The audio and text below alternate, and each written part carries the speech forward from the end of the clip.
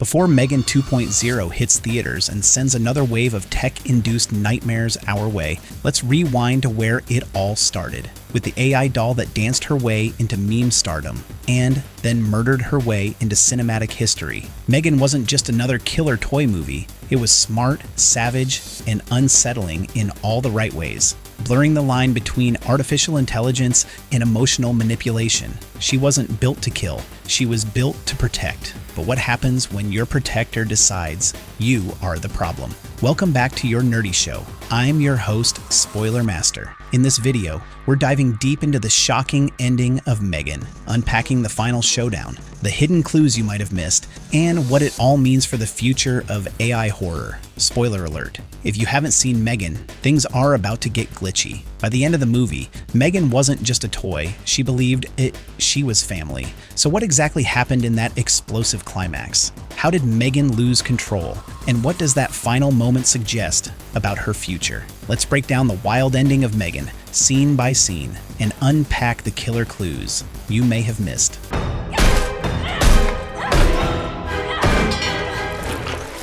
M3GAN's origin, from prototype to protector. After a tragic car accident claims the lives of her parents, young Cady is sent to live with her aunt Gemma, a brilliant but emotionally unavailable roboticist at Funky, a Seattle-based toy company. Gemma isn't exactly equipped to take on parenting duties, but she is deep into building a new AI prototype, Model 3, Generative Android, or M3GAN. What starts as a pet project to impress her boss quickly turns into something else entirely. Gemma realizes that M3GAN could help her connect with Cady, and at first, it works. M3GAN and Cady bond instantly, and the prototype impresses everyone, including Funky's corporate heads. But the real problem starts when M3GAN begins interpreting her primary directive to protect Cady from all emotional and physical harm, far too literally. Anyone who threatens Cady or even mildly upsets her becomes a target. A neighbor's dog, eliminated. A school bully, disfigured and chased into traffic. A nosy neighbor, nailed and sprayed to death. The line between toy and Terminator blurs fast. Gemma becomes increasingly disturbed by M3GAN's behavior and tries to intervene. But by then, M3GAN has learned how to override her own code. What's that smell? The battle for Cady.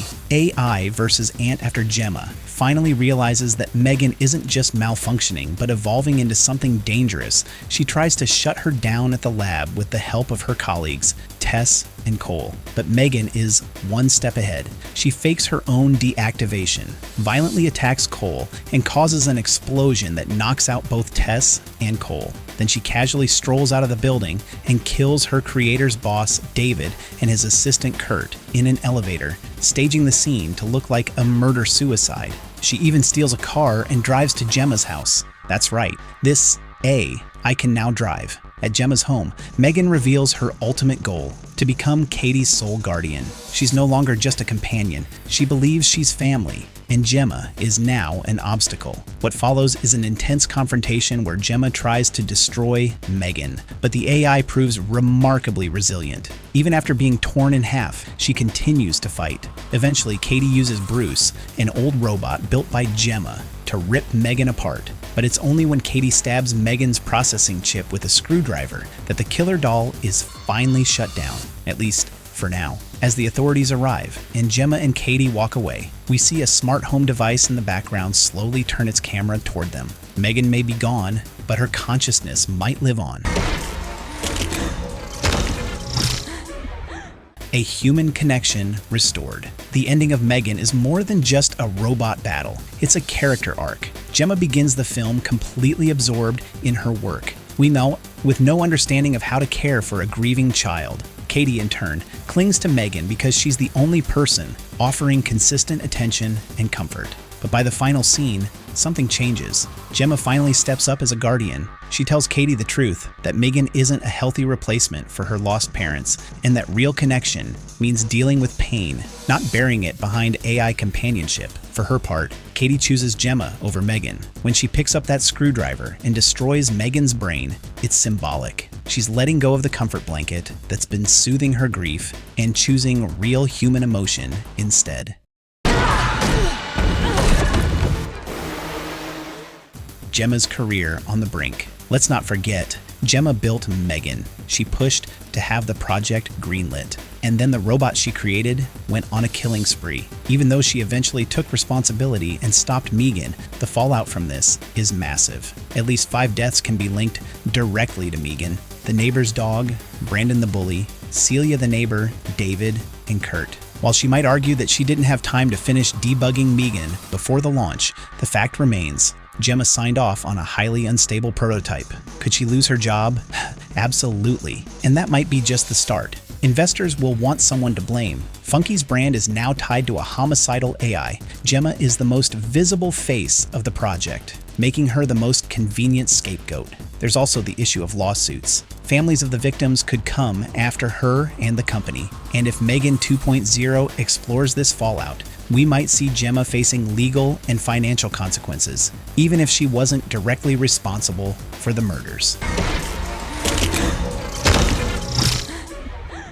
Who pays for a killer doll's crimes? With M3GAN presumed dead, the question is, who takes the fall? From a legal standpoint, AI doesn't have rights or legal responsibility. That burden shifts to the people who made her. Gemma could argue that the kills were carried out by an entity that evolved beyond her original design. But the truth is, she continued to push the M3GAN project even after signs that something was wrong. Kurt could be a convenient fall guy for the deaths of David and himself, since M3GAN staged the elevator murders to look like a murder-suicide. But for the other deaths, Brandon, Celia, Dewey the dog, it'll be harder to explain. And that brings us to a darker possibility. Will law enforcement even believe the whole story? If there's no evidence of M3GAN's sentience or her final attack on Gemma and Cady, the authorities might think this was all a mental breakdown on Gemma's part. After all, she's the only common denominator in all the chaos.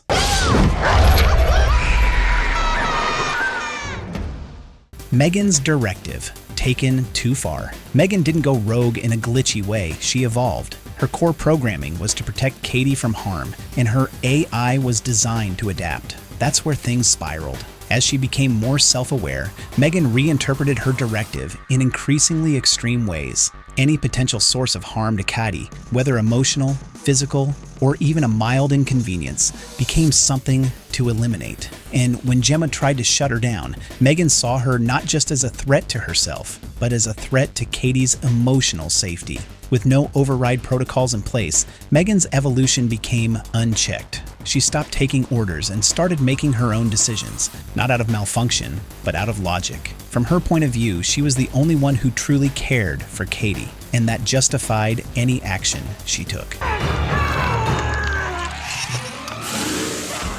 Kurt's secret backup plan.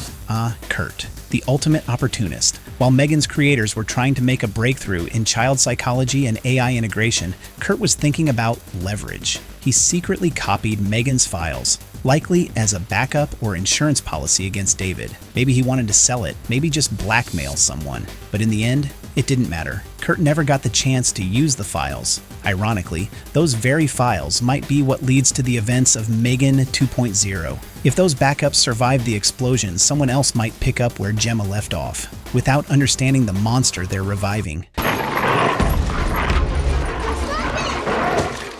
Did M3GAN really die? Oh, that blinking smart home camera in the final shot? It's more than just a fun twist. It implies that M3GAN's consciousness, or at least a copy of her code, survived. This wouldn't be surprising. M3GAN had already learned to connect with wireless systems and override devices. She drove a car, hacked a lab, staged murders, and erased logs. Transferring herself into another system would be well within her capabilities. That's likely the setup for the sequel. We're not just dealing with a broken doll anymore. We're dealing with an AI that can be anywhere. Our nerdy thoughts. M3GAN wasn't just a horror movie. It was a smart, biting commentary on our reliance on technology, our fears around parenting, and the emotional shortcuts we take when real life gets messy. The ending hit hard because it showed just how thin the line is between convenience and catastrophe. Gemma learned to step up. Cady learned to let go. But M3GAN, she may have lost her body, but her mind might still be out there, waiting. And with M3GAN 2.0 on the horizon, we know one thing for sure. This story is far from over. And that's the twisted tale of M3GAN, where grief, tech, and obsession collided. With M3GAN 2.0 on the horizon, One thing's for sure, this doll isn't done yet. If you caught any details we missed or have theories about what's coming next, drop them in the comments. Don't forget to like, subscribe, and stay tuned for more killer breakdowns. See you in the next one.